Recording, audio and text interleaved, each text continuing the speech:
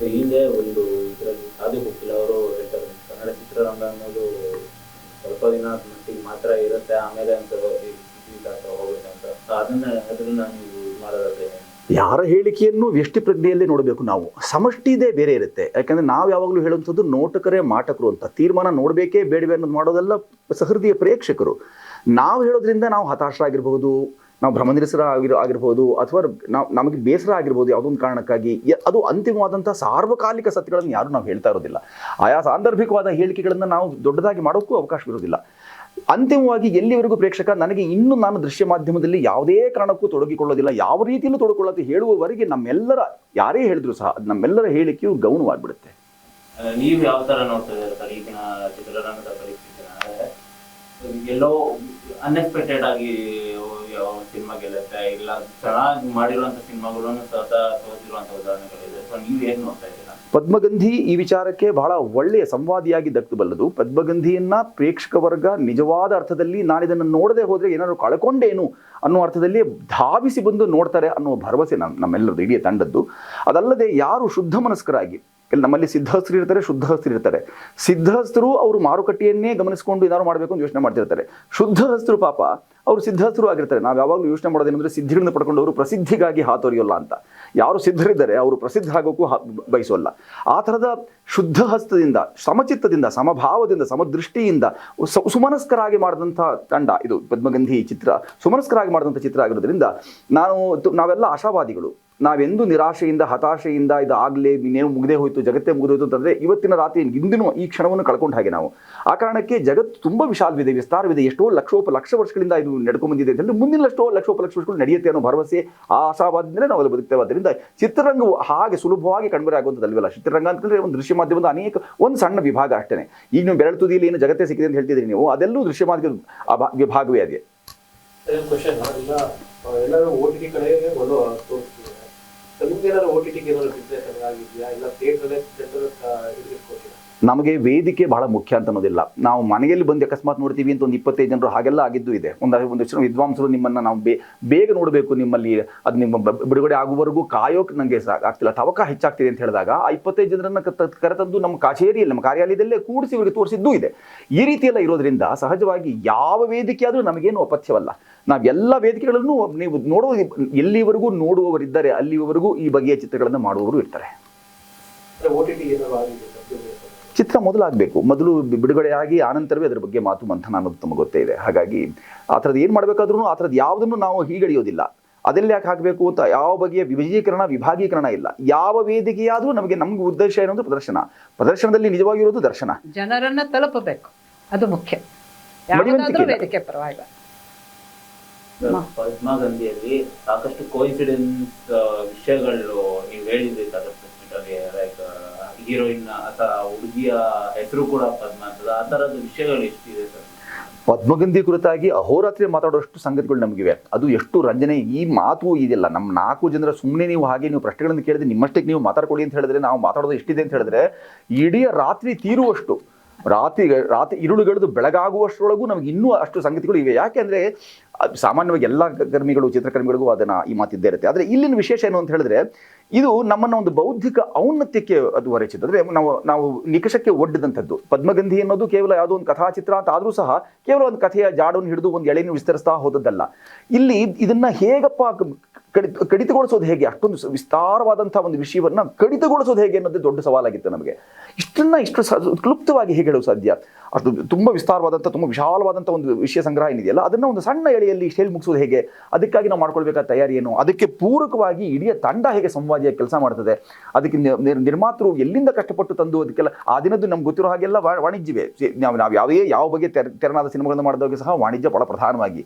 ಅಲ್ಲಿ ಯಾರು ಬಂದು ಸೇರ್ಕೊಳ್ತೀವಿ, ಅಲ್ಲಿ ಓಡಾಟದ ವೆಚ್ಚ ಆಗಿರ್ಬೋದು, ಊಟ ವೆಚ್ಚ ಆಗಿರ್ಬೋದು, ಉಪಕರಣಗಳ ವೆಚ್ಚ ಆಗಿರ್ಬೋದು, ಅದನ್ನು ಬರೋದು ಉತ್ಪತ್ತಿಯ ನೋಡ್ಬೋದು, ಅದು ಯಾವುದನ್ನೂ ಲೆಕ್ಕಕ್ಕೆ ಇರಿಸಿಕೊಳ್ಳದೆ ಒಂದು ತಂಡವಾಗಿ, ಒಂದು ಕುಟುಂಬವಾಗಿ ಮಾಡುವಂಥದ್ದು ಇದೆಯಲ್ಲ, ಅದೇ ಬಹಳ ದೊಡ್ಡ. ಈಗ ಈ ಪದ್ಮಗಂಧಿ ಕುಟುಂಬ ನಾವೇನು ಮಾಡ್ಕೊಂಡಿದ್ದೀವಿ, ಇದು ಮುಂದಿನ 100 ವರ್ಷಗಳವರೆಗೆ, ಅವ್ರ ಮೊಮ್ಮಕ್ಕಳವರೆಗೂ ಸಹ ಮಾತಿಗೆ ಇಂಬು ಕೊಡುವಂಥದ್ದು. ಅಂದರೆ ಹಾಗೆಲ್ಲ ನಮ್ಮ ತಾತ ನಮ್ಮ ಅಜ್ಜಿ ನಮಗೆಲ್ಲ ಸೇರ್ಕೊಂಡು ಒಂದು ಸಿನಿಮಾ ಮಾಡಿದ್ರೆ ಅಂತ ಹೇಳಿ ಅಲ್ಲಿವರೆಗೂ ಪದ್ಮಗಂಧಿ ನಮ್ಮನ್ನು ಬಿಡದೆ ಕಾಡುವಂಥ ಮತ್ತು ಈ ನೆಲದ ಸಂಗತಿಗಳನ್ನು ಕಾಪಾಡುವಂಥ ಕೆಲಸವನ್ನು ಮಾಡುತ್ತೆ. ಆ ಕಾರಣಕ್ಕೆ ನಾವು ಅಂಥ ಹೇಳ್ಕೊಳ್ಬಹುದಂಥ ಸಂಗತಿಗಳು ಅನೇಕವಿವೆ. ಅಂದ್ರೆ ನಿಮ್ಮನ್ನ ಹಿಂದೆ ಸಾಕಷ್ಟು ಸಿನಿಮಾಗಳಲ್ಲಿ ನಟರಾಗಿ ತುಂಬಾನೇ ಮೆಚ್ಕೊಂಡಿರುವಂತದ್ದು, ಅದ್ರಲ್ಲೂ ಡ್ರಾಮಾ ಸಿನಿಮಾದಲ್ಲಿ ಆಗಿರ್ಬೋದು, ನಿರ್ದೇಶನ ಯಾವ ತರ ನಿಮ್ಗೆ ಇದಾಯ್ತು ಅನ್ಕೊಳ್ವಾಯ್ತು? ನಾನು ರಾಷ್ಟ್ರೀಯ ನಾಟಕ ಶಾಲೆಯಲ್ಲಿ ಕಲಿತು ಬಂದದ್ದೇ ನಿರ್ದೇಶನ, ನಟನೆ ಇತ್ಯಾದಿಗಳನ್ನೆಲ್ಲ. ಹಾಗಾಗಿ ಪ್ರತಿ ನಟನಲ್ಲಿ ಒಬ್ಬ ನಿರ್ದೇಶಕ ಯಾವಾಗಲೂ ಇದ್ದಿರ್ತಾನೆ. ಅಂದರೆ ತಾನು ಹತಾಶಗೊಂಡಾಗ, ಯಾವ ಕೆಲಸ ಯಾರಿಂದ ಆಗ್ತಾ ಇಲ್ಲ ಅಂತ ಅನ್ನಿಸಿದಾಗ ಅವನಲ್ಲಿ ಭುಗಿಲಿದ್ದ ಆಕ್ರೋಶ ಇದೆಯಲ್ಲ, ನಟನಾಗಿ ಕಲಾವಿದನಾಗಿ ನಾನು ಬಳಕೆ ಆಗ್ತಿಲ್ಲ ಅಂತ ಅನ್ಸುತ್ತಲ್ಲ, ಆವಾಗ ಈ ಮಾಧ್ಯಮವನ್ನು ಬಳಕೆ ಮಾಡ್ಕೊಳ್ಳುವಂಥ ಕೆಲಸವನ್ನು ಯಾವಾಗಲೂ ಮಾಡ್ತಾನೆ. ಪ್ರತಿ ನಟನಲ್ಲಿ ಒಬ್ಬ ನಿರ್ದೇಶಕ ಅಡಗಿರ್ತಾನೆ. ಇದು ನನ್ನ ಮೊದಲ ಪ್ರಯತ್ನ ಅಂತ ಏನೂ ಅಲ್ಲ. ಈ ಹಿಂದೆಯೂ ಅನೇಕ ಒಂದು ನಿರ್ದೇಶನದ ಪ್ರಯತ್ನಗಳನ್ನು, ಆ ಥರದ ಸಾಹಸಗಳನ್ನು ಮಾಡಿಯೇ ಇದೆ. ಈ ಪ್ರಯತ್ನದಲ್ಲಿರುವಂಥ ಅವರು ನಿರ್ಮಾತೃ ಕಂಡಿದೆ ನಮ್ಮ ವಿದುಷಿಯವರಿಗೆ, ಇದನ್ನು ಮಾಡಬಾರದು ಇವ್ರಿಗೆ ಅನ್ನಿಸಿ ಆಯ್ದುಕೊಂಡ್ರು ಅವರು, ಇದನ್ನು ಕೆಲಸ ಮಾಡಬಹುದು ನೀವು ಅಂತ. ಅದರ ಮುನ್ನೆಲೆಗಳು ಮತ್ತು ಅವರಿಗೆ ಇರ್ಬೋದಾದ ಸಂಗ್ರಹ, ಅದಕ್ಕಿರ್ಬೋದಾದ ಪ್ರವೇಶ, ಈ ಎಲ್ಲವನ್ನು ಸೂಕ್ಷ್ಮವಾಗಿ ಗಮನಿಸಿ ಅನೇಕರನ್ನ ಮಾತಾಡಿಸಿದ ನಂತರವೂ ವಿದುಷಿಯವರು ಬಂದು, ಇಲ್ಲ ಇದನ್ನು ನೀವು ಮಾಡಬಲ್ರಿ, ನೀವು ದಯಮಾಡಿ ಮಾಡಿ ಅನ್ನೋದನ್ನು ಹೇಳಿದಾಗ ನಾವು ಅದಕ್ಕಾಗಿ ನಾವು ಈ ಅವಕಾಶ ಸಿಕ್ಕಿದ್ದಕ್ಕಾಗಿ ನಾವೆಲ್ಲರೂ ಒಂದು ಏಕಭಾವ ನಮ್ದು ಏನು ಅಂತ ಹೇಳಿದ್ರೆ, ಅಹೋಭಾಗ್ಯ ಪದ್ಮಗಂಧಿ ಮೇಲೆ ಕೆಲಸ ಮಾಡಿದ್ದಕ್ಕಾಗಿ ನಮಗೆ ಬಹಳ ದೊಡ್ಡ ಸೌಭಾಗ್ಯ. ನಮ್ಮ ಬದುಕಿನಲ್ಲಿ ಅಕಸ್ಮಾತ್ ಇಂಥ ಒಂದು ಯೋಜನೆಯಲ್ಲಿ ಕೆಲಸ ಮಾಡಿಲ್ಲದೆ ಹೋಗಿದ್ರೆ ಅನೇಕ ಸಂಗತಿಗಳನ್ನು, ಅನೇಕ ಅನುಭವವನ್ನು ಕಳ್ಕೊಂಡ್ಬಿಡ್ತಿದ್ವೇನೋ ಅಂತ ಎಲ್ಲರೂ ಯಾರು ಮಾತಾಡಿಸ್ಬೋದು. ಆಮೇಲೆ ಈಗ ಕೂತಿದಾಗ ಬರೀ ಈ ಥರದ ಸಲಕರಣೆ ಉಪಕರಣಗಳನ್ನು ಎದುರಿಸ್ತಾ ಇರ್ತಿರ್ಬೇಕು ಹೇಳುವಂಥ ಮಾತಲ್ಲ ಇದು. ದೀರ್ಘ ನಿದ್ದೆಲ್ಲಾರಿದ್ದಾಗ ಅವ್ರನ್ನ ಬಡದೆಪ್ಪಿಸಿದಾಗಲೂ ಹೇಳೋದು ಹೌದು ಪದ್ಮಗಂಧಿ ಅಂತ ಹೇಳ್ಬೋದು. ಅಂಥ ಸಂಗತಿಗಳಲ್ಲಿ ಈ ಚಿತ್ರದ ಚಿತ್ರೀಕರಣ ಸಂಬಂಧ ಈ ಯೋಜನೆಯಲ್ಲಿ ತೊಡಗಿಕೊಂಡ ಸಂದರ್ಭ ಬಂದಿದೆ.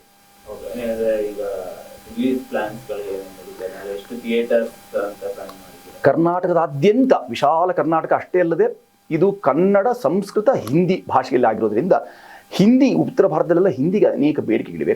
ಅದನ್ನು ದೂರದ ಯಾರೆಲ್ಲ ಆಸಕ್ತಿ ಇದ್ದಾರೆ ಅಂಥವರಲ್ಲೂ ತಲುಪಿಸೋ ಕೆಲಸವನ್ನು ನಾವು ಮಾಡ್ತಲೇ ಇದ್ದೇವೆ. ಸಂಸ್ಕೃತ ವಲಯದಲ್ಲಂತೂ ಅನೇಕ ದಿಗ್ಗಜರು, ವೈದಿಷ್ಯದ ಸುಮೇರು ಅಂತ ಕರೆಸ್ಕೊಂಡಂಥವರೆಲ್ಲರೂ ನೋಡಿ ಕಣ್ಣೀರಾಗಿ ಎಂಥ ಒಳ್ಳೆಯ ಚಿತ್ರವನ್ನು ಮಾಡಿಬಿಟ್ಟಿದ್ದೀರಿ, ಅಡಕ ನಮ್ಮನ್ನು ಮನಸ್ಸು ಸೂಜಿಗಲ್ಲಿನ ಹಾಗೆ ಸೆಳೀತಾ ಇದೆಯಲ್ಲ, ಎಷ್ಟು ಪ್ರಫುಲ್ಲವಾಗುತ್ತೆ ಮನಸ್ಸು ಅಂತ ಹೇಳುವಂಥ ಕೆಲಸ ನಡೀತಾ ಇದೆ. ಸಂಸ್ಕೃತ ವಲಯದವರು ಅನೇಕ ಭಾಗಗಳಲ್ಲಿ ವಿಶೇಷ ಪ್ರದರ್ಶನ ಮಾಡಿ ಅಂತ ಹೇಳ್ತಾ ಇದ್ದಾರೆ. ಇದನ್ನು ನೋಡಿದಂಥ ಚಲನಚಿತ್ರ ಪ್ರಮಾಣ ಪತ್ರ ಮಂಡಳಿ ಇದೆಯಲ್ಲ, ಅವರು ಸಹ ಒಂದೇ ಒಂದು ಕತ್ತರಿ ಪ್ರಯೋಗ ಇಲ್ಲದೆ ಇದು ಅದ್ಭುತವಾದ ಚಿತ್ರ ಅಂತ ಹೇಳಿ, ಇದು ಮಕ್ಕಳು ಎಲ್ಲರೂ ನೋಡುವಂಥ ಚಿತ್ರ ಇದು ಅನ್ನೋದನ್ನು ಒಂದು ಪ್ರಮಾಣ ಪತ್ರವಾಗಿ ಕೊಟ್ಟುಬಿಟ್ಟಿದ್ದಾರೆ. ಈಗ ಬಿಡುಗಡೆ ಅಂತ ಏನು ಮಾಡ್ತಿದ್ವಿ, ಈ ಡಿಸೆಂಬರ್ 12ಕ್ಕೆ ಅಲ್ಲಿ ನಾವು ಪ್ರತಿ ಜಿಲ್ಲೆಯಲ್ಲಿ ಜಿಲ್ಲಾವಾರು ಇದು ಚಿತ್ರಮಂದಿರಗಳನ್ನು ತಗೊಂಡು ಅಲ್ಲಿ ಬಿಡುಗಡೆ ಮಾಡುವಂಥ ಕೆಲಸ ಮಾಡ್ತಿದ್ವಿ. ಅದಲ್ಲದೆ ಅನೇಕ ಆಸಕ್ತರು ಈಗ ನಮ್ಮನ್ನು ಸಂಪರ್ಕ ಮಾಡ್ತಿದ್ದಾರೆ. ನಮ್ಮಲ್ಲಿ ಆಗಿ ನಮ್ಮ ಕಾಲೇಜುಗಳಿಗೆ ಮಾಡಿ, ನಮ್ಮ ಸಂಸ್ಥೆಗಳಿಗೆ, ಶೈಕ್ಷಣಿಕ ಸಂಸ್ಥೆಗಳು ನಮ್ಮ ಶಾಲೆಗೆ ಮಾಡಿ, ಅದರಲ್ಲಿ ನಮ್ಮ ಪೂರ್ಣ ಮನೆಯೇ ಹಾಗನ್ನು ಹಂಚ್ಕೊಂಡ್ಬಿಟ್ಟಿದ್ದು. ನಾವೇನು ಮಾಡಿದ್ದೇವೆ ಅಂದರೆ, ಇವೆಲ್ಲ ವಿತರಕರು ಮತ್ತು ನೀವೆಲ್ಲ ಮಾಧ್ಯಮದವರಿಗೆ ಸಹಾಯ ಮಾಡ್ತೀರಿ, ಅದನ್ನು ಮಾಡ್ತಿದ್ದೀರಿ. ಅದಲ್ಲದೆ ಇಡೀ ತಂಡ ಜಿಲ್ಲೆಗಳನ್ನು ಆಯ್ಕೆ ಮಾಡ್ಕೊಂಡ್ಬಿಟ್ಟಿದ್ದಾರೆ. ಆ ಜಿಲ್ಲೆಯಲ್ಲಿ ನನ್ನ ಜಿಲ್ಲೆ ಇದು, ಹಾಗಾಗಿ ನಾವು ಇಡೀ ಜಿಲ್ಲೆಯಲ್ಲಿ ಪ್ರವಾಸದ ಹಾಗೆ, ಅಭಿಯಾನದ ಹಾಗೆ ಇದನ್ನು ಮಾಡ್ತೇವೆ ಅಂತ ಹೇಳಿ ಪೂರ್ಣಮ್ಮ ಅದನ್ನು ಉಡುಪಿ, ಮೈಸೂರು, ಇಂಥ ಕಡೆ ಎಲ್ಲ, ಮಂಗಳೂರು, ಕುಂದಾಪುರ, ಬ್ರಹ್ಮಾವರ ಇಂಥ ಕಡೆ ಎಲ್ಲ ಅವರು ಮಾಡ್ತಿದ್ದಾರೆ. ಗೆಳೆಯರು ಒಂದಷ್ಟು ಜನರು ನಮಗೆ ಇದರಲ್ಲಿ ತುಮಕೂರು ಮತ್ತು ದೂರದ ಬಾಗಲಕೋಟೆ ಅಥವಾ ಹುಬ್ಬಳ್ಳಿ, ದಾವಣಗೆರೆ ಹೀಗೆಲ್ಲ ಮಾಡ್ಕೊಳ್ತಿದ್ದಾರೆ. ಒಂದಷ್ಟು ಜನರು ಯಾರಲ್ಲೂ ಪದ್ಮಗಂಧಿನ ಕುರಿತಾಗಿ ಒಂದು ವರ್ಷದಿಂದ ನಿರಂತರವಾಗಿ ನಾವು ನೋಡಬೇಕು ಯಾವಾಗ ಅಂತ ವಿದುಷಿಯವರನ್ನು ಯಾವಾಗಲೂ ಪೀಡಿಸ್ತಾರೆ ಜನ. ಎಲ್ಲರೂ ಸಿನಿಮಾ ಯಾಕೆ ಮಾಡ್ತೀರಿ ಅಂತ ಛೇಡಿಸಿದ್ರೆ ಜನ ಇದನ್ನ ಯಾವಾಗ ದರ್ಶನ ಇದ್ರದ್ದು ಅಂತ ಪೀಡಿಸುವಂಥದ್ದು ಆತ ಪರಿಸ್ಥಿತಿ ಪದ್ಮಗಂಧಿಗಿದೆ. ಇದರದ ಪದ್ಮಗಂಧಿಯ ಪ್ರದರ್ಶನಕ್ಕಾಗಿ ಈಗ 12 ಅಂತ ಅನ್ಕೊಂಡಿದ್ದೀವಿ. ಇದರ ಮುಖಾಂತರ ಜಿಲ್ಲಾವಾರು ಪ್ರದರ್ಶನಗಳಿಗೆ ಮಾಡ್ಕೊಂಡಿದ್ದೇವೆ. ಹಂಚಿಕೆದಾರರಾಗಿ ನಮ್ಮ ವೆಂಕಟಗೌಡರು ಇದ್ದಾರೆ, ಕೃಷಿ ನೋಡ್ತಿರ್ಬೋದು ನೀವು, ಅವರು ಹಂಚಿಕೆದಾರರಾಗಿ ಮಾಡ್ತಾರೆ. ಅವರು ಅನುಗಾಲದ ಅನುಯಾಯಿಯಾಗಿರೋದ್ರಿಂದ ನಾವು ಅವರು ಸಹ ಅದಕ್ಕೆ ಕೈ ಜೋಡಿಸಿ ಒಂದಷ್ಟು ಕೆಲಸವನ್ನು ನಮಗೆ ಸಹಾಯ ರೂಪದಲ್ಲಿ ಮಾಡ್ತಾ ಇದ್ದಾರೆ. ಪದ್ಮಗಂಧಿಯನ್ನ ವೀಕ್ಷಕ ವೃಂದ ಅಥವಾ ಸಹೃದಯ ಪ್ರೇಕ್ಷಕ ಪ್ರಭು ಏನಿದೆ, ನಾವು ಯಾವಾಗಲೂ ಪ್ರೇಕ್ಷಕರನ್ನ ಪ್ರಭು ಅಂತಲೇ ಕರೆಯೋದು. ಯಾಕೆಂದರೆ ಆತನ ತೀರ್ಮಾನ ಅಂತಿಮ. ನಾವು ಯಾರು ಏನು ಹೇಳಿದ್ರು ನಾವು ಬರೀ ಕೇವಲ ಹೆಗ್ಗಳಿಕೆ, ಹೆಜ್ಜೆಗಾರಿಕೆ ಆಗುತ್ತೆ ಮಾತು, ಸುಮ್ಮನೆ ಕೇವಲ ಮಾತು ಆಗುತ್ತೆ. ಪ್ರೇಕ್ಷಕ ಪ್ರಭು ಚಿತ್ರಮಂದಿರಕ್ಕೆ ಬಂದು ಅದನ್ನು ವೀಕ್ಷಣೆ ಮಾಡಿದಾಗ ಮಾತ್ರವೇ ಹೌದು ಅಂತ ಅಂಕಿತ ಹಾಕ್ತಾರಲ್ಲ ಕೊನೆಗೆ, ಅದು ನಿಜವಾದ ಕೊನೆಯ ಅಸ್ತ್ರವಾಗಿರುತ್ತೆ. ನಮಗೆ ಕೊನೆಯ ಪ್ರಮಾಣ ಏನು ಅಂತ ಹೇಳಿದ್ರೆ, ಎಲ್ಲ ಘಟ್ಟಗಳನ್ನು ದಾಟಿ ಬಂದು ಕೊನೆಗೆ ಒಬ್ಬ ಪ್ರೇಕ್ಷಕ ಪ್ರಭು ಆತ ಇದನ್ನು ಬಹಳ ಅದ್ಭುತವಾದ ಚಿತ್ರ ಅಂತ ಹೇಳುವಂಥ ಪ್ರಸಂಗಕ್ಕೆ ನಾವು ಕಾಯ್ತಾ ಇದ್ದೇವೆ. ಡಿಸೆಂಬರ್ 11ಕ್ಕೆ ದೊಡ್ಡ ಸಿನಿಮಾ ಬೇರೆ ಬರ್ತದೆ. ಆ ದೊಡ್ಡ ಸಿನಿಮಾ ಮುಂದೆ ನಿಮ್ಮ ಸಿನಿಮಾನ ಹೇಗೆ ಉಳಿಸ್ಕೊತೀರಾ? ಈ ಅರ್ಥದಲ್ಲಿ ನಿಮ್ಮ ಪ್ರಶ್ನೆಯಲ್ಲಿ ದೊಡ್ಡ ಮತ್ತು ಚಿಕ್ಕ ಅಂತ ಬಂದ್ಬಿಟ್ಟಿದೆ. ಯಾವ ಚಿತ್ರವೂ ಚಿಕ್ಕ ಅನ್ನೋ ದೊಡ್ಡ ಸಿನಿಮಾದವರೇ ಒಪ್ಕೊಳ್ಳೋದಿಲ್ಲ.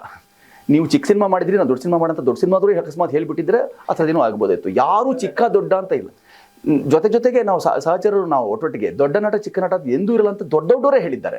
ರಾಜ್ಕುಮಾರರು ಸಹ ಪಕ್ಕದಲ್ಲಿ ಎಲ್ಲರೂ ಒಟ್ಟಿಗೆ ಕೂತು ಊಟ ಮಾಡಬೇಕು ಅಂತಲೇ ಹೇಳ್ತಾ ಇದ್ರೆ ಹೊರತು ನಾನು ದೊಡ್ಡ ನಟ ಹಾಗಾಗಿ ನೀವು ಒಂದು ಎಂದೂ ಹೇಳಿಲ್ಲ, ಯಾರಿಗೂ ಹೇಳಿಲ್ಲ.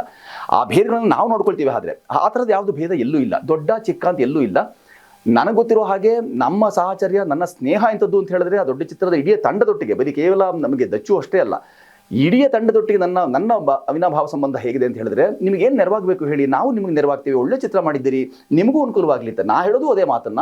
ಕನ್ನಡದ ಚಿತ್ರ ಮತ್ತೊಂದು, ಅದು ಯಾವ ತೆರನಾದ ಚಿತ್ರವಾದರೂ ಎಲ್ಲರಿಗೂ ಸಮಾನ ರೀತಿಯಲ್ಲಿ ಅದು ತಲುಪಬೇಕು. ಕನ್ನಡಿಗರೆಲ್ಲರೂ ಅದನ್ನು ಪ್ರೋತ್ಸಾಹಿಸಬೇಕು, ಅದನ್ನು ಕೈ ಹಿಡಿದು ನಡೆಸಬೇಕು, ಬೆಂಬಲಿಸಬೇಕು. ಮತ್ತು ಯಾವ ಚಿತ್ರವಾದರೂ ಒಂದು ಸದುದ್ದೇಶ ಇಟ್ಕೊಂಡೇ ಇರ್ತಾರೆ. ಕೆಟ್ಟ ಚಿತ್ರ ಮಾಡ್ತೀವಿ ಅಂತ ಯಾರು ಹೋಗೋದಿಲ್ಲ. ಸದುದ್ದೇಶದಿಂದ ಮಾಡಿದಂಥ ಎಲ್ಲ ಚಿತ್ರಕ್ಕೂ ಪ್ರೇಕ್ಷಕ ಮಹಾಪ್ರಭು ಇದ್ದಾರಲ್ಲ, ಅವ್ರು ಯಾವತ್ತೂ ಕೈ ಹಿಡಿದು ನಡೆಸಿದ್ದಾರೆ. ಮತ್ತೆ ನೀವು ಹೇಳ್ದಂಗೆ ಅದನ್ನ ಮುಂದುವರಿದ ರೀತಿ ಮಾಡೋದಾದ್ರೆ ಇದು ಡಾಕ್ಟರ್ ಬಾಕ್ಸ್ ಕ್ವಶನ್ ಆಗಿರುತ್ತೆ. ಈಗಿನ ಅದೇ 11ನೇ ತಾರೀಕು ಡಾಕ್ಟರ್ ಸರ್ ಅವ್ರ ಸಿನಿಮಾಗಳು ಬರ್ತಾ ಇದೆ. ಈ ಸದ್ಯದ ಪರಿಸ್ಥಿತಿಲಿ ಅವರು ಆ ಸಿನಿಮಾನ ಬಿಡುಗಡೆ ಮಾಡುವ ಸಂದರ್ಭದಲ್ಲಿ ಅವರು ನಮ್ಮ ಜೊತೆ ಇಲ್ದಿರೋ ಕಾರಣ ನೀವು ಅದನ್ನ ಹೆಂಗೆ ನಾವು ಹೇಳಿದ ಹಾಗೆ ಕುಟುಂಬದ ವಿಸ್ತರಣೆಯಾಗಿ ನಾವಿದ್ದೇವೆ, ಒಂದು ಕುಟುಂಬದ ಹಾಗೆ ಬದುಕಿದ್ದೇವೆ, ನಿಜ ಅರ್ಥದಲ್ಲಿ ಹಾಗೆ ಬದುಕಿದ್ದೇವೆ. ಕೇವಲ ಕಲಾಲೋಕ ಅಷ್ಟೇ ಅಲ್ಲ, ನಾವು ಆ ಕಾಲದಿಂದಲೂ ಒಂದು ಕುಟುಂಬದ ಹಾಗೆ ಬದುಕಿದ್ದೇವೆ. ಈಗಲೂ ಅಂಥ ಸಾಹಚರ್ಯ ತುಂಬ ಸಖ್ಯ ಇದೆ. ದುರದೃಷ್ಟವಶಾತ್ ನಮಗೆ ಬೇರೆ ಬೇರೆ ಏನೋ ನಮ್ಮ ಬದುಕಿನಲ್ಲಿ ಅನೇಕ ಪಲ್ಲಟಗಳು ಬಂದಿರಬಹುದು. ಆ ಎಲ್ಲ ಪಲ್ಲಟಗಳಿಗೆ ಎಲ್ಲರ ಮನಸ್ಸು ತುಂಬ ಕುಗ್ಗಿ ಹೋಗುತ್ತೆ. ಯಾರೂ ಸಹ ಯಾರೂ ಕೆಡುಕನ್ನು ಯಾರೂ ಬಯಸೋಲ್ಲ, ಯಾರೂ ಬಿಡೋದಿಲ್ಲ. ಒಳಿತಾಗ್ತಾ ಇರಲಿ, ನಿರಂತರ ಒಳಿತಾಗಲಿ ಅಂತ ಯಾವಾಗಲೂ ಎಲ್ಲರಿಗೂ ಹೇಳುವಂಥದ್ದು. ಮತ್ತು ಕುಟುಂಬ ಅಂತ ಹೇಳಿದ ಮೇಲೆ ಇನ್ನಷ್ಟು ಹೆಚ್ಚು ನಿಮಗೆ ಅಂತಃಕರಣ ಇದ್ದೇ ಇರುತ್ತೆ. ತುಂಬ ಪ್ರೇಮದಿಂದ ಇಲ್ಲ ಒಳ್ಳೇದಾಗಬೇಕು, ಇಡೀ ಕುಟುಂಬಕ್ಕೆ ಒಳ್ಳೇದಾಗಬೇಕು, ನನ್ನ ಕುಟುಂಬ ಅದು ನನ್ನ ವಿಸ್ತರಿತ ಕುಟುಂಬ ಅಂತ ಯಾವಾಗಲೂ ಯಾರು ಹೇಳ್ಕೊಳ್ತೇವೆ. ಅಂಥದ್ದೆಲ್ಲ ಇರಬೇಕಾದಾಗ ಸಹಜವಾಗಿ ಆ ಭಾವವನ್ನು ಅವರು ಇವತ್ತು ನೆನ್ನೆ ಅಲ್ಲ, ಅದು ಕೆಲವು ದಶಕಗಳ ಪರ್ಯಂತ ನಾವು ಒಟ್ಟಿಗೆ ಹಾಗೆಲ್ಲ ಕೆಲಸ ಮಾಡಿದ್ದೇವೆ. ನನಗಂತೂ ಅವರಿಗೆ ನಿರಂತರ ಒಳಿತಾಗಬೇಕು ಅನ್ನೋದನ್ನ ಪ್ರಾರ್ಥನೆ ಇದೆ, ಶುಭೇಚ್ಛೆ ಇದೆ. ಯಾವ ಕಾಲಕ್ಕೂ ಯಾವ ಕಾರಣಕ್ಕೂ ಅವ್ರಿಗೆ ಎಂಥದೇ ಮಾರಕ ಅಂತ ಅನಿಸುವಂಥದ್ದು ಯಾವ ಕೆಲಸಗಳು ಆಗಬಾರ್ದು. ಅವ್ರಿಗೆ ತುಂಬ ಪೂರಕವಾದಂಥ ಬದುಕು, ಅವ್ರಿಗೆ ಹಾರೈಸಿ ನಳನಳಿಸಿ ಬದುಕು, ಅವರ ಅಭೀಪ್ಸೆಗಳೆಲ್ಲ ಈಡೇರಿ, ಅಭೀಷ್ಟ ನೆರವೇರಲಿ, ಕಂಡ ಕನಸುಗಳು ಸಾಕಾರಗೊಳ್ಳಿ, ಉತ್ತರೋತ್ತರ ಅಭಿವೃದ್ಧಿ ಆಗಲಿ ಅಂತಲೇ ಯಾರು ಅವ್ರು ಹಾರಿಸ್ತಾರೆ. ನಮಗೆ ಹಿರಿಯರೆಲ್ಲ ಹೇಳ್ಕೊಟ್ಟು ದೊಡ್ಡ ಮಾತದು. ನಮ್ಮಲ್ಲಿ ಯಾವ ಭೇದವೂ ಅಂಥದ್ದು ಯಾವಾಗಲೂ ಇಲ್ಲ. ನಮಗೆ 11 ಈ ಚಿತ್ರ ಜೊತೆಗೆ ಬರ್ತಾ ಅದ್ರ ಜೊತೆಗೆ ನಾವಿದ್ದೇವೆ ಅನ್ನೋದು ನಮಗೆ ತುಂಬ ಸಹರ್ಷ. ಅದು ನಮಗೂ ಸ್ವೀಕಾರ. ಅದು ಎರಡನ್ನೂ ನೋಡಲಿ, ಎರಡೂ ಚಿತ್ರವನ್ನ ಒಂದೊಂದು ತೆರನಾದಂಥ ಚಿತ್ರಗಳಿಗೆ ಈ ತೆರನಾದ ಈ ಚಿತ್ರಕ್ಕೂ ಎಲ್ಲದಕ್ಕೂ ಅವರವರದೇ ಆದಂಥ ಪ್ರೇಕ್ಷಕ ಇರೋದ್ರಿಂದ ಅವರು ಇದನ್ನು ನೋಡಲಿ, ಇವರು ಅದನ್ನು ನೋಡಲಿ ಅನ್ನೋದೇ ನಾನು ಹೇಳೋದು ಮಾತು. ಮಾತು ಕೊನೆಯದಿರಲ್ಲ, ಯಾವಾಗಲೂ ಮುಂದುವರೆದ ಮಾತೇ ಇರುತ್ತೆ ನಮ್ದು. ನಾವು ಕೊನೆ ಮಾತು, ನನ್ನ ಕೊನೆ ಉಸಿರಿಗೆ ಮಾತ್ರವೇ ಕೊನೆ ಮಾತು ಅಂತ ಹೇಳುವಂಥದ್ದು. ಕೊನೆಯದಿರಲ್ಲ ಮಾತು. ನನ್ನ ಮುಂದುವರೆದ ಮಾತೇನು ಅಂದರೆ, ಮುಖ್ಯವಾದ ಮಾತು, ಕನ್ನಡದ ಪ್ರೇಕ್ಷಕರು ಏನಿದ್ದಾರೆ ಅವರು ಸಹೃದಯರಿದ್ದಾರೆ. ಯಾವುದೇ ಉತ್ತಮ ಮೌಲಿಕ ಮತ್ತೆ ಇದು ಜ್ಞಾನಾರ್ಜನೆ ಸಂಬಂಧಿತ ಮತ್ತೆ ರಂಜನೆ, ಮೊದಲಿನ ಒಂದಿಷ್ಟು ಚರ್ಚೆ ಆಗ್ತಾ ಇತ್ತು, ಯಾರಾದರೂ ಕಪಾಳ ಮೋಕ್ಷ ಮಾಡಿದ್ರೆ ಅದೇ ರಂಜನೆ, ಅದು ಆ ಕೂಡುದು ಅಂತೆಲ್ಲ ಒಂದಷ್ಟು ಜನರು ಕೂಗೆಬ್ಸಿದ್ರು. ಹಾಗಾಗಿ ಯಾವುದೋ ಒಂದಷ್ಟು ದೈಹಿಕವಾದಂಥ ಬಾಧೆಯನ್ನೇ ರಂಜನೆ ಅಂತ ಯಾರು ಯೋಚನೆ ಮಾಡ್ತೀರ, ಅದಲ್ಲ ಅಂತ ಅನೇಕರು ಅದನ್ನು ಮತ್ತೆ ತಿದ್ದುಕೊಂಡು ಇಲ್ಲ ಅದು ಮಾಡಕೂಡುದು ಅಂತ ತಾವೇಕು ನಮ್ಮ ವಲಯದಲ್ಲಿ ಇದೆ. ಈ ಚಿತ್ರದಲ್ಲಿ ತುಂಬ ಶುದ್ಧ ರಂಜನೆ, ಶಾಸ್ತ್ರೀಯತೆ, ಪಾರದರ್ಶಕತೆ, ಪಾರಂಪರಿಕತೆ ಎಲ್ಲವನ್ನೂ ಸೇರಿಕೊಂಡಂಥ ಪದ್ಮಗಂಧಿ ಇದನ್ನು ಈ 12ನೇ ತಾರೀಕು ಡಿಸೆಂಬರು ಅದು ನಿಮ್ಮ ಹತ್ತಿರದ ಪ್ರೇಕ್ಷಾಗೃಹಗಳಲ್ಲಿ ಅದು ಬಿಡುಗಡೆ ಆದಾಗ ದಯಮಾಡಿ ಅದು ನೋಡಲೇಬೇಕು ಅನ್ನೋ ಹಕ್ಕೊತ್ತಾಯದ ಜೊತೆಗೆ ನಾವು ಹೇಳುತ್ತಿದ್ದು, ಹಕ್ಕೊತ್ತಾಯ ಯಾಕೆ ಹೇಳ್ತೀವಿ ಅಂತ ಹೇಳಿದ್ರೆ, ನೀವು ನೋಡಿಲ್ಲದೆ ಈ ಚಿತ್ರವನ್ನು ನೋಡದೆ ಉಳಿದುಬಿಟ್ಟರೆ ಪ್ರಾಯ ಏನನ್ನೂ ಕಳ್ಕೊಳ್ಬಹುದು. ಅದನ್ನು ಒಬ್ಬ ನಿರ್ದೇಶಕನಾಗಿ ಒಬ್ಬ ತಂಡದಿಂದ ಹೇಳ್ತಿರುವಂಥದ್ದು. ಪದ್ಮಕ್ಕೆ ಸಂಬಂಧಪಟ್ಟ ಅಷ್ಟು ವಿಚಾರ ನಮಗೆ ಇದೆ. ಆ ಎಲ್ಲ ವಿಚಾರಗಳನ್ನು ನಮ್ಮದಾಗಿಸ್ಕೊಳ್ಳೋದಕ್ಕೆ, ಯಾಕಂದರೆ ನಮ್ಮದು ಅಂತ ಹೇಳ್ಕೊಳ್ಳೋಕೆ ಆಗದೇ ಇರುವಂಥ ಸ್ಥಿತ್ಯಂತರ ಕಾಲಘಟ್ಟದಲ್ಲಿ ನಾವಿದ್ದೇವೆ. ಅಂದರೆ ಕಳ್ಕೊಂಡಿದ್ದಿರೋ ಲೆಕ್ಕನಾದರೂ ಯಾರು ಇಟ್ಕೋಬೇಕು ಅಂದರೆ ಪದ್ಮಗಂಧಿ ಇದಕ್ಕೆ ಸಹಕಾರಿ, ಪದ್ಮಗಂಧಿ ನೋಡುವಂತಾಗಲಿ. ಬಹಳ ಮುಖ್ಯವಾಗಿ ಬೇಕು. ಮಾಧ್ಯಮದ ಕಡೆಯಿಂದ ಆ ಥರದ ಮಾತುಗಳು ಇವೆಲ್ಲ ಆಗಲಿ, ಯಶಸ್ವಿ ಆಗಲಿ ಅಂತ ಯಾರು ಹರಸುವವರೇ ಇಲ್ಲ. ನಾವೆಲ್ಲ ಹೇಗೆ ಅನಾಥರಾಗಿದ್ದೇವೆ ಅಂತಂದರೆ, ನಾಥ ಪರಂಪರೆಯಲ್ಲಿ ನಾವಿದ್ರೂ ಸಹ ಅನಾಥರು ಹೇಗಾಗಿದ್ದೇವೆ ಅಂದರೆ, ಯಾರು ಹಾರೈಸಿ ಅಪ್ಪ ನಿಮ್ಗೆ ಒಳ್ಳೆದಾಗಲಿ ಅಂತ ಹೇಳುವ ಒಳ್ಳೆ ಮಾತುಗಳು ಆಡುವಂಥವರೇ ಇಲ್ಲ. ಆ ಥರದ ನಡುವೆ ಮಾಧ್ಯಮದ ಧುರೀಣರು, ಮಾಧ್ಯಮದಲ್ಲಿ ಕೆಲಸ ಮಾಡುವಂಥವರೆಲ್ಲ ನಮ್ಮ ಸ್ನೇಹಿತರು, ನಿಮ್ಮ ಚಿತ್ರಕ್ಕೆ ಒಳ್ಳೆದಾಗಲಿ ಅಂತ ಹರಿಸಿದ್ರೆ ಅದು ತುಂಬ ದೊಡ್ಡ ಆಶೀರ್ವಾದ ಅಂತಲೇ ಭಾವಿಸ್ತೇವೆ. ಒಳ್ಳೆದಾಗಲಿ. ಕೊನೆಯಲ್ಲಿ ಒಂದು ಮಾತು ಹೇಳ್ತೀನಿ, ನೀವೆಲ್ಲರೂ ಕೂಡ ಮಾಧ್ಯಮದವರು ಎಲ್ಲ ತುಂಬ ಚೆನ್ನಾಗಿ ವಿಷಯಗಳನ್ನು ಪರಿಜ್ಞಾನ ಇಟ್ಕೊಂಡಿರೋರು. ನೀವು ಎಲ್ಲಿ ನೋಡಿದ್ರು ಕೂಡ ಲಕ್ಷ್ಮಿ ಚಿತ್ರ ನೋಡ್ತಿರಲ್ಲ, ಎಲ್ಲಿರ್ತಾಳೆ ಲಕ್ಷ್ಮಿ? ಕಮಲದಲ್ಲಿ ಇರ್ತಾಳೆ. ಅಂದರೆ ಎಲ್ಲರಿಗೂ ಗೊತ್ತಿರೋವಂಥ, ಬೇಕಿರೋವಂತಹ ಮತ್ತು ಎಲ್ಲರ ತನ್ನದು ಅಂತ ಅಂದ್ಕೊಳ್ಳೋವಂಥ ಒಂದು ಚಿತ್ರ ಇದು. ಆ ಕಮಲದಿಂದನೇ ಇದು ಬಂದಿರೋದು ಪದ್ಮಗಂಧಿ. ಪದ್ಮಗಂಧಿ ಅಂದರೆ ಮಹಾಲಕ್ಷ್ಮಿಗೂ ಕೂಡ ಹೆಸರು. ಹಾಗಾಗಿ ಎಲ್ಲರೂ ಕೂಡ ಇದು ನಂದು ಅಂತ ಅಂದ್ಕೊಳ್ತಾರೆ, ಅದಕ್ಕೋಸ್ಕರ ನೋಡ್ತಾರೆ ಅಂತ ನಮಗೆ ಭರವಸೆ ಇದೆ. ಪರಕೀಯವಾದ ವಿಚಾರ ಅಲ್ಲ ಇದು, ನಂದು ಅಂತ ಪ್ರತಿಯೊಬ್ಬರು ಅಂದ್ಕೊಳ್ತಾರೆ. ಧನ್ಯವಾದ.